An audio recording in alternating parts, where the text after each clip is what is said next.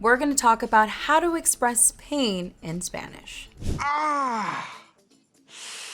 Especially when that word is something super important, like the word for pain. Sometimes beginner students get confused between the words dolor, doler, and duele, but don't worry.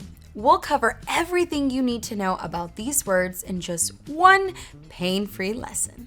Dolor versus me duele, using the Spanish noun and verb for pain. Although these words are similar, they are not the same. Dolor is a noun. Doler is a verb in infinitive form, and duele is the conjugated form of doler. Let's start off with the noun dolor. If you've been learning some rudimentary Spanish skills, there is something you've probably noticed about the language. You see, in Spanish, we often have or feel things rather than are those things as we would say in English. For example, for our age, we are not 24, we have 24 years. We are not thirsty, we have thirst. We are not hot, we feel heat. This is how sentences are structured in Spanish. And the same goes for the concept of pain. We are not in pain, as we would say in English, but rather we have pain or we feel pain. So it makes sense that the two verbs we use in Spanish when we're saying the noun dolor are tener and sentir. As you might have already known, the Spanish verb tener means to have.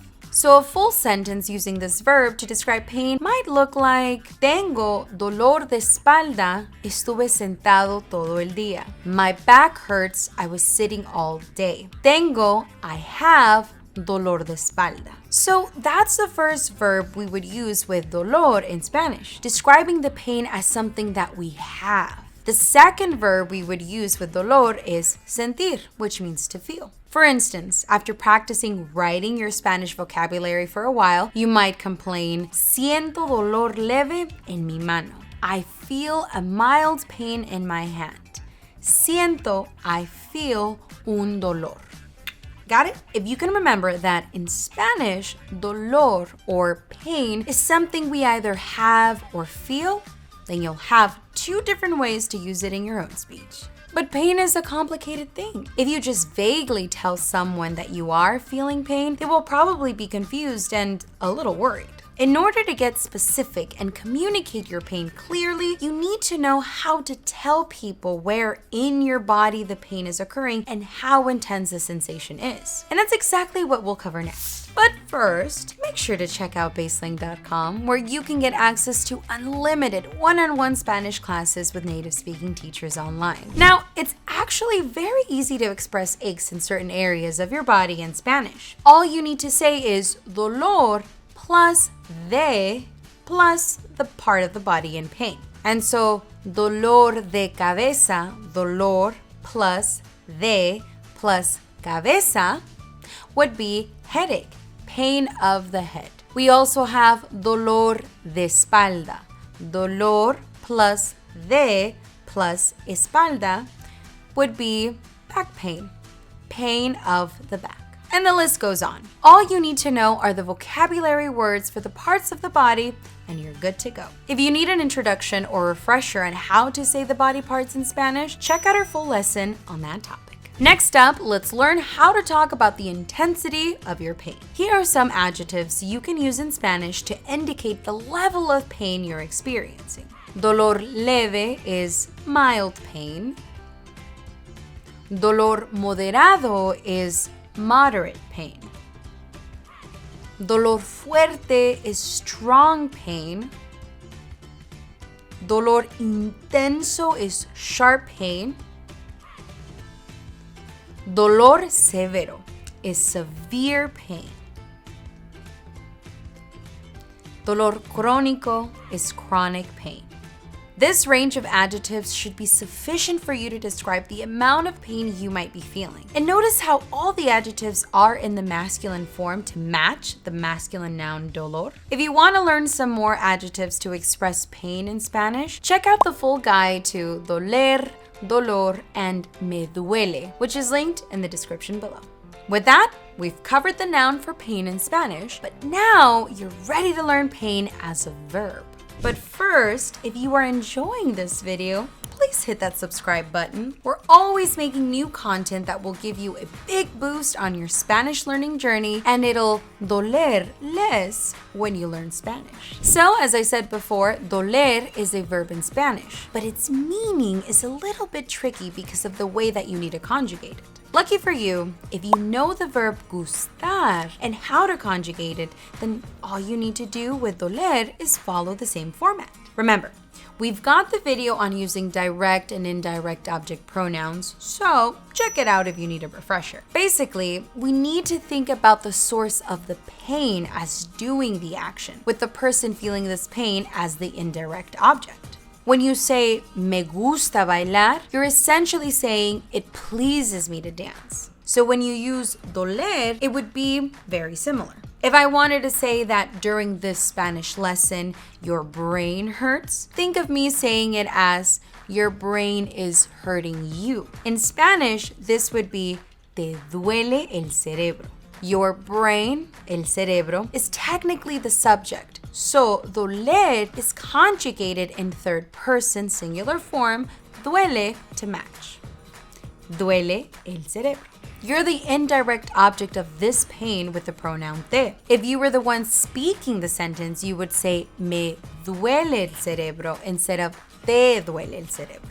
Each sentence will show a variety of subjects, which are the source of the pain, and the indirect objects, which are the person or thing feeling the pain. You'll notice that the conjugation is always in the third person. Let's go over some examples so it'll make more sense. First up, we've got a mí me duelen las manos. My hands hurt. A mí me duelen las manos. A mí, me duelen las manos.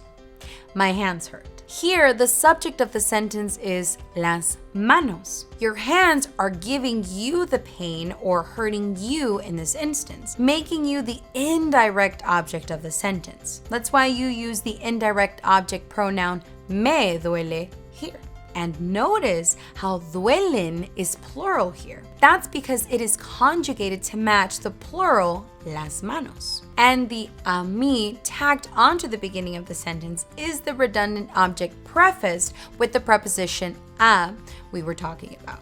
That's because this sentence could be shortened to me duelen las manos and still mean the same thing. By adding a mí, we emphasize the person experiencing the pain. Make sense? Let's go ahead and see another example. Te duele el estómago porque comiste mucho. Your stomach hurts because you ate a lot.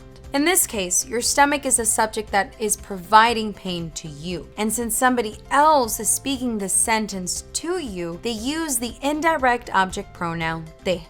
Te duele. Nice! We've just got one more example left. See if you can spot the subject and the indirect object yourself this time. A ella le duele el cuello porque está estresada. Her neck hurts because she is stressed.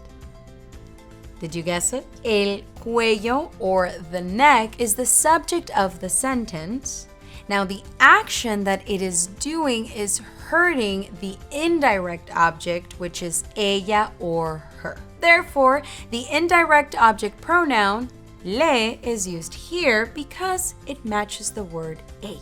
Great job! You've now learned the similarities and differences between the Spanish noun dolor and the verb doler, which conjugates to me duele. With this skill set in your toolbox, you'll be able to accurately describe any pain that you may be feeling. And to get some practice on these concepts, definitely read the full article on the words for pain in Spanish, which is linked in the description below. It has some helpful extra information and great exercises so that you can put your knowledge to the test. Now, are you ready for some practice on these concepts? Go ahead and break a leg. Just not literally, because eso duele, okay?